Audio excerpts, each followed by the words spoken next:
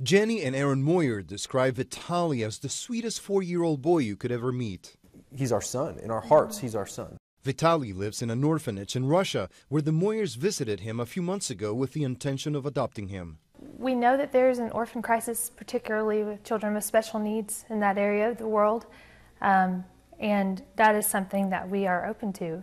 And the child that we are pursuing, Vitaly, has Down syndrome. But even though the adoption process is nearly complete, the Moyers, who live in Georgia, are facing what could be an insurmountable obstacle.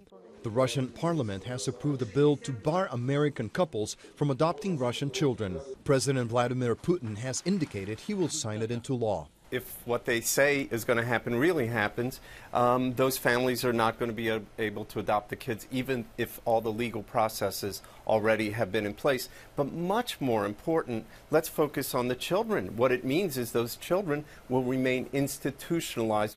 Some see the Russian bill as retaliation for a new American law that places financial restrictions on Russians accused of human rights violations.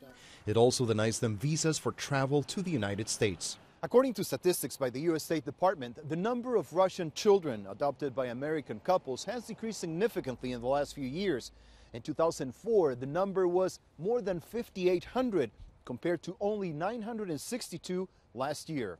Over the last 20 years, Americans have adopted more than 60,000 Russian children, more than any other country. We remain committed to supporting inter-country adoptions between our two countries.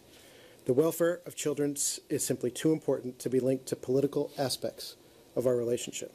The bottom line, says this expert, it is ultimately the children who will suffer because there aren't enough families in Russia willing to adopt. There are, by some estimates, 750,000 children in orphanages and institutions in Russia. They don't have that many families stepping up. The need is especially great for children with special needs like Vitaly. We rely on our faith and our hope in Jesus Christ, and that's what's going to get us through this. But, it would just be devastating for those kids. The Moyers already have 2 biological children, both boys, and 1 adopted American girl. They say their children are just waiting for their brother to come home. Rafael Romo, CNN Atlanta.